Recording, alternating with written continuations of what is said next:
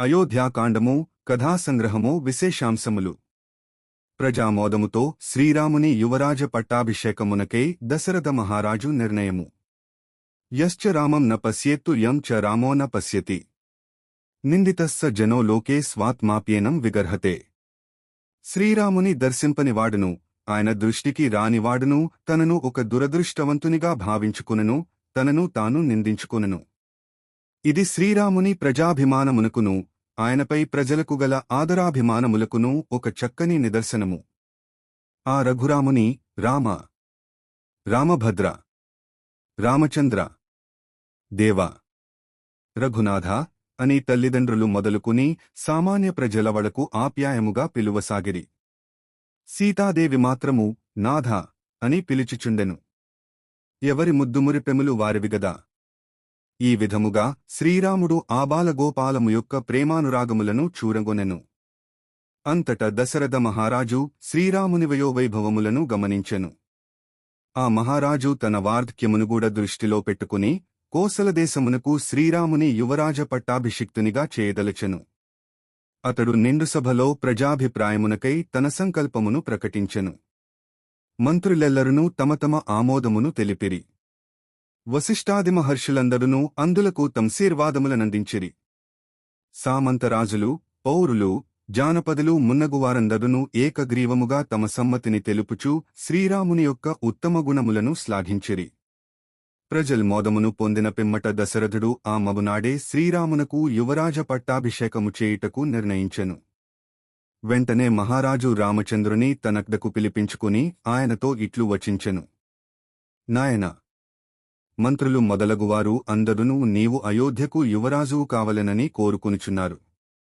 ఈ మధ్య నాకు కలలో దుఃస్వప్నములు కనబడుచున్నవి. పట్టపగలే మహాధ్వనులను గావించుచూ పిడుగులతోగూడిన ఉల్కలు, తోకచుక్కలు నేలపై రాలుచున్నవి. నా జన్మరాశియందు క్రూరగ్రహములు చేరినవట. సాధారణముగా ఇట్టి దుర్నిమిత్తములు ఏర్పడినప్పుడు రాజు మరణించుటయో లేక ఆపదల పాలగుటయో జరుగునని దైవజ్ఞులు నుడువుచున్నారు. నా బుద్ధి మానకముందే నీవు యువరాజువు కమ్ము. మానవులకు బుద్ధిచాంచల్యము సహజముగదా. రేపు చంద్రుడు పుష్యమీ నక్షత్రమున ఉన్నప్పుడు పట్టాభిషేకము జరుపుట యుక్తమని శాస్త్రజ్ఞులు తెలుపుచున్నారు. నా మనస్సు నన్ను తొందరపెట్టుచున్నది. రేపే నీవు పట్టాభిషిక్తుడవు కమ్ము. తతః పుష్యేభిషించస్వ మనస్త్వరేతీవ మాం స్వస్త్వాహం అభిషేక్ష్యామి యౌవరాజ్యే పరంతప. రామ, నీవును నీ భార్యయగు సీతాదేవియు దీక్షలను స్వీకరింపుడు అని రాజు ఆయనను ఆదేశించెను. పిదప రాముడు తన భవనమునకేగెను.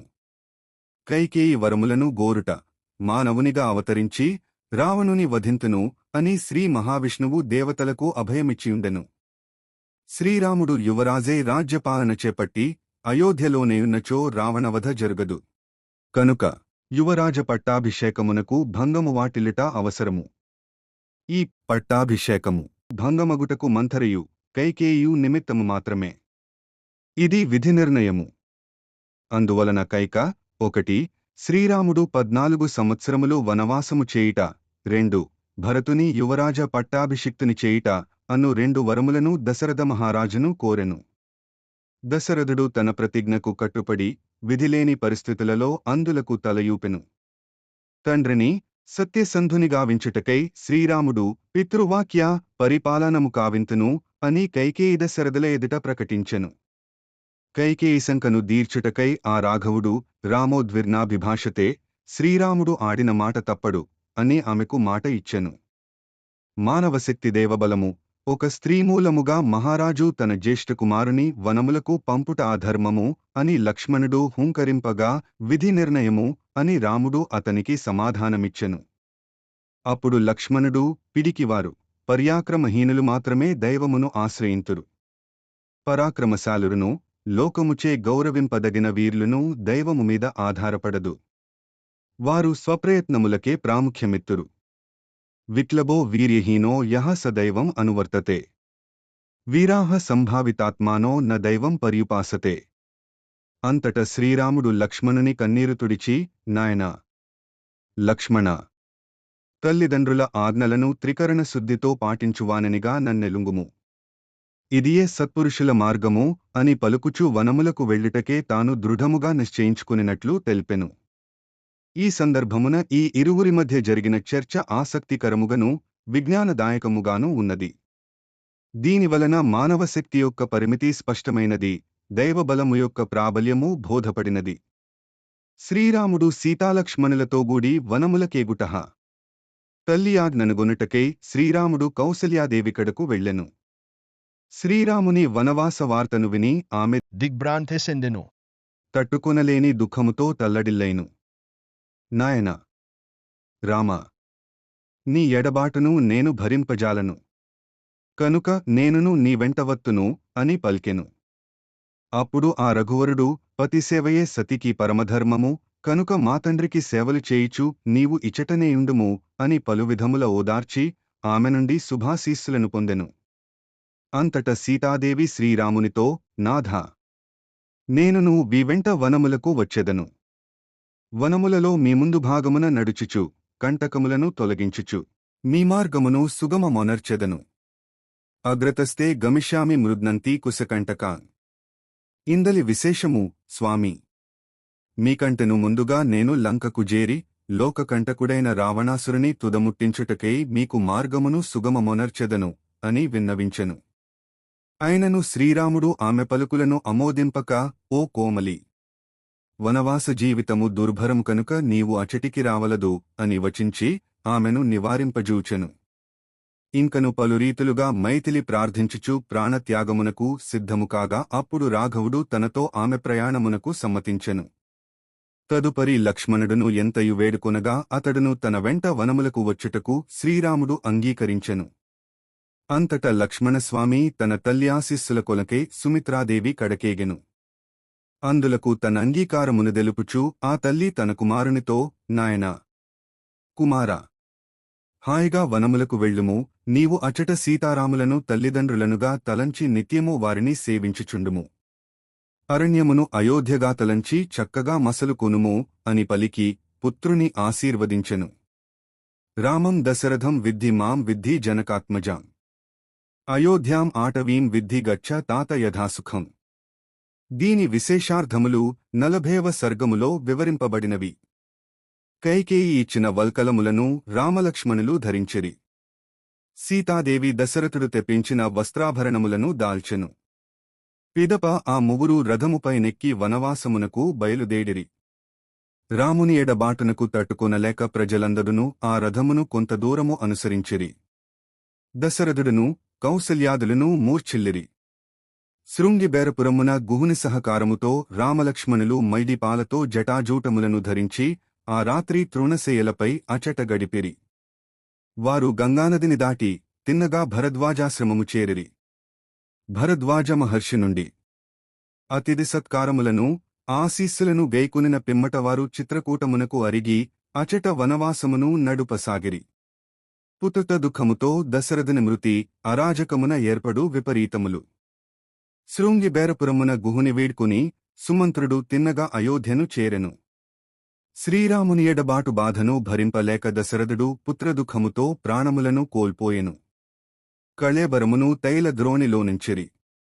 దశరథ మహారాజు కన్నుమూసిన సమయమున రామలక్ష్మణులు వనముల పాలయుండిరి. భరతశత్రుఘ్నులు కేకయ రాజ్యమున తాతగారి ఇంటనుండిరి. నలుగురు కొడుకులుండియు సమయమునకు ఉత్తరక్రియలు ఆచరించుటకు ఒక్క పుత్రుడుగూడ దగ్గర లేకుండుట మిగుల శోచనీయము. ఒక మహారాజునంతటివానికి పట్టిన దుస్థితి ఇది. ఇక రాజ్యము సంగతి సరేసరి. దానిని పాలించుటకు పట్టాభిషిక్తుడైన ప్రభువులేడు. రాజులేని రాజ్యమున ఏర్పడెడి అల్లకల్లోల పరిస్థితులను గూర్చి మార్కండేయాది మహర్షులు వశిష్ఠ మహామునితో ఇట్లు పేర్కొనిరి. ఓ మహర్షి!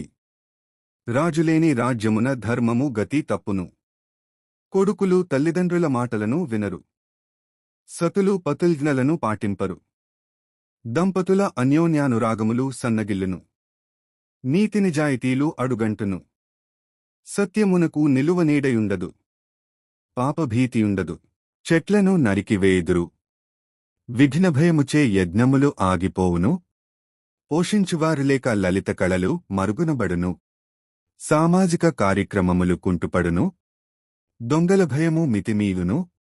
స్త్రీలకు రక్షణ కడవగును. సైనికులలో క్రమశిక్షణ లోపించును.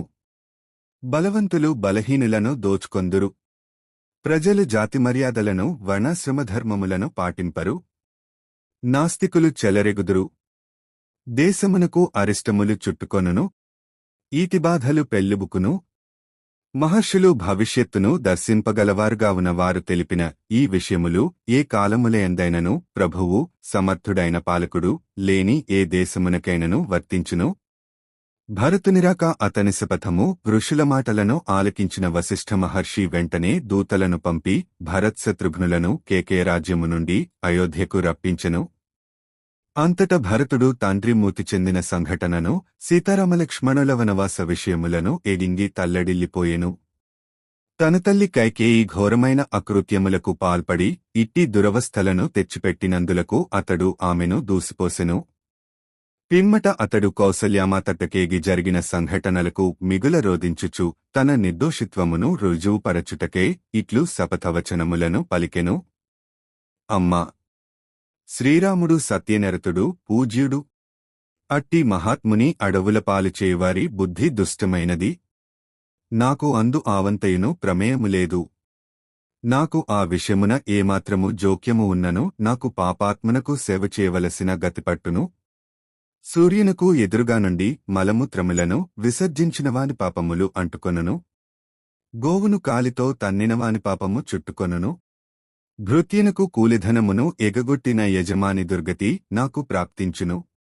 ఉత్తముడైన రాజునకు ద్రోహము తల పెట్టినవాని దుస్థితి నాకు పట్టును. ప్రజల నుండి పన్నులను స్వీకరించి వారియోగక్షేమములను విస్మరించిన పాలకునకు పట్టెడి దుర్గతి నాకు దాపురించును. ఋత్విజులకు యజ్ఞదక్షిణలను ఎగవేసిన యజ్ఞకర్తకు చుట్టుకొనెడి పాపము శస్త్రాదులన్నీను ఉన్నను వీరధర్మమును విస్మరించి రణరంగమున వెన్నిచుపెడి యోధునకు పట్టెడి దుర్గతియు గురువులను అవమానించెడివానికిని తల్లిదండ్రులను నిందించెడి మూర్ఖునకును మిత్రద్రోహమునకు ఒడిగట్టునట్టి నీచునకును చుట్టుకొను పాపము నాకు ప్రాప్తించును. కుటుంబ సభ్యులకును పరిజనులకును పెట్టక తానొక్కడే సుష్ఠగా భుజించెడివాని పాపము నాకు అంటును. రాజును స్త్రీలను బాలబాలికలను వృద్ధులను చంపినవాని పాపము నాకు చుట్టుకొనును. విశ్వాసపాత్రులైన సేవకులను మధ్యలోనే తొలగించినవాని పాపము కామక్రోధములకు వసుడై మద్యపానము పరస్త్రీ సంగమము ద్యూతక్రీడలు సల్పెడివానికి పట్టెడు దుర్గతి నాకు ప్రాప్తించును. సూర్యభగవానుడు ఉదయించినప్పుడును అస్తమించు సమయమునను నిద్రించుచుండు సోమరికి వలె నాకు మహాపాపములు అంటును. సత్పురుషులను దర్శింపనివానికి వలెను సాధువర్తనులను శ్లాఘింపనివానికి వలెను సజ్జనులను సేవింపనివానికి వలెను దుర్గతులు నరకయాతనలు నాకు ప్రాప్తించును. నిర్మల జలములను మురికిచేసిన వానికిని దైవ బ్రాహ్మణ పూజలను భంగపరచెడివానికిని లేగదూడలకు మిగులకుండ తల్లియావుల పొదుగుల నుండి పూర్తిగా పాలు పిండుకొనెడివానికిని పట్టెడు దుర్గతులు నాకు ప్రాప్తించును. ఇట్లు తీవ్రమైన శపథవచనములను భరతుడు పలికెను. పుత్రుని ఎడబాటుతో శోకార్తయిన్న కౌసల్యామాతను పరిపరి విధముల ఓదార్చుచు అతడు దుఃఖమునకు తట్టుకొనలేక మూర్ఛిల్లెను. కొంత తడవునకు అతడు మూర్ఛ నుండి తేర్కొనెను. అప్పుడు కౌసల్యాదేవి సాదరముగా ఆయనను ఆరడించెను. శ్రీరాముని గొనివచ్చుటకై భరతుడు సపరివారముగా చిత్రకూటమునకు చేరుట. పిమ్మట భరతుడు వశిష్ఠ మహర్షి కడకేగెను. ఋషుల యొక్క ఆమోదముతో అతడు శ్రీరామునిగొని వచ్చుటకై చిత్రకూటమునకు వెళ్ళుటకు నిశ్చయించుకొనెను. చతురంగబలములతో సపరివారముగా బయలుదేరుటకై అనువగు మార్గములను నిర్మింపజేయుటకు అతడు ఆజ్ఞ ఇచ్చెను. వెంటనే ఆయా పనులవారందగును అదియొక శ్రీరామసేవగా తలంచి భక్తి శ్రద్ధలతో మార్గనిర్మాణ కార్యక్రమములను పూర్తిచేసిరి. చతురంగబలములతో వచ్చుచున్న భరతుని జూచి అతడు దురుద్దేశముతో వచ్చుచున్నాడేమోయని అపోహపడి శృంగబేరపురాధిపతి గుహుడు తనవారిని యుద్ధమునకు సర్వసన్నద్ధులను గావించెను. తాను ముందుగా భరతునకు ఎదురేగి వాస్తవ విషయములు తెలియగా సంతోషపడి వారినాదరించెను. పిమ్మట వారినందరినీ పడవలపై గంగానదిని దాటించెను. పిదప భరతుడు తనవారితో ప్రయాగచేరి భరద్వాజమునిని దర్శించి ఆయన ఆశీస్సులను పొందెను.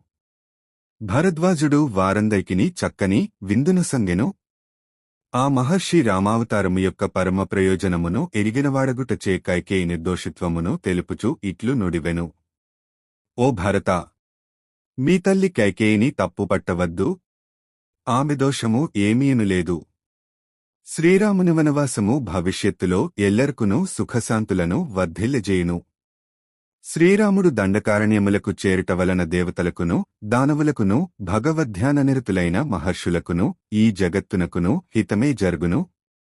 న దోషేణావగంతవ్యా కైకేయీ భారతత్వయా రామప్రవ్రాజనం హేతత్ సుఖోదర్కం భవిష్యతి దేవానాం దానవానాం చ ఋషీణాం భావితాత్మనాం హితమేవ భవిష్యద్ధి రామప్రవ్రాజనాదిహ. అంతట భరతుడు శ్రీరాముని నివాస ప్రదేశమును అచటికి వెళ్లుమార్గమును ఆ మహర్షి వలన ఎగ్గింగి ఆయన ఆశీస్సులను గైకొని తనవారితోగూడి అచటి నుండి బయలుదేయి చిత్రకూటమునకు చేరెను. శ్రీరాముడు భరతునకు రాజధర్మములను ఉపదేశించుట. భరతుడు శ్రీరాముని సన్నిధికి చేరి ఆయనకు ప్రణమిల్లెను. పిమ్మట శ్రీరాముడు భరతునితో కుశల ప్రశ్నలు గావించుచు రాజధర్మములను పరిపాలన విషయమున పాలకుడు తీసుకొనవలసిన మెలకువలను సమగ్రముగా పేర్కొనెను. ఓ భరత! జ్ఞాన శిల వయోవృద్ధులైన ఋత్విజులచే యజ్ఞములను నిర్వహింపజేయుచున్నావుగదా. విశ్వాసపాత్రులు, ధీరులు, రాజనీతి నిపుణులు, ప్రలోభములకు లొంగనివారు, ఉత్తమవంశమున పుట్టినవారు, ప్రభువు మనస్సును ఎరిగి ప్రవర్తించెడివారు ఆయన సత్పురుషులను మంత్రులుగా నియమించితివా? రాజ్యతంత్రములను గూర్చి నీవు ఒక్కడనే ఆలోచించుటలేదుగదా. అట్లని పెక్కుమందితో మంత్రాంగమును నెరపుటలేదుగదా. పెక్కుమంది మూర్ఖుల కంటేనూ మేధావియు సమర్థుడును అయిన అమాత్యుడు ఒక్కడైనను ప్రయోజనమును చేకూర్పగలడు సుమా.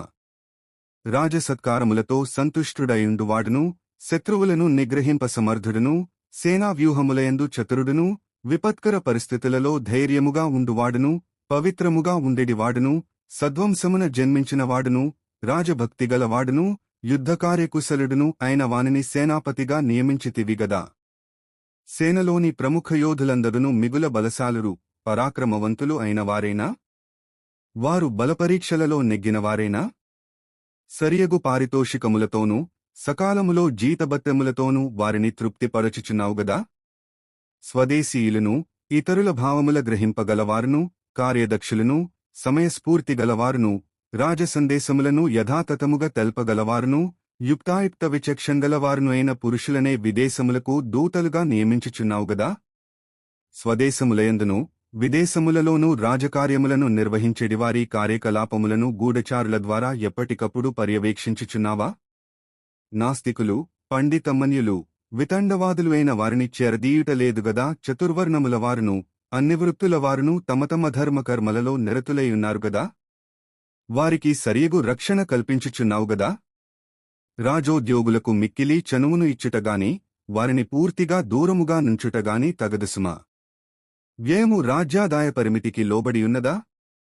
దోషులను ధనలోభముచే విడిచిపెట్టుటగాని, నిర్దోషులను శిక్షించుటగాని నీ రాజ్యమున లేదుగదా. ధర్మాచరణమును, అర్ధార్జనమును, కామానుభవములను ఒకదానికి మదియొకటి హానికరముగాకుండా సకాలములో నడుపుచున్నావుగదా.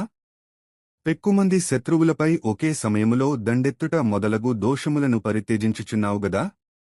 నాస్తిక్యం, అనృతం, క్రోధం, ప్రమాదం, దీర్ఘసూత్రతాం, ఆదర్శనం, జ్ఞానవతాం, ఆలస్యం, పంచవృత్తితాం, ఏకచింతనమర్ధానాం, అనర్థజ్ఞైశ్చమంత్రణం, నిశ్చితానాం అనారంభం, మంత్రస్య పరిరక్షణం, మంగళస్య ప్రయోగంచ ప్రత్యుద్ధానంచ సర్వతః.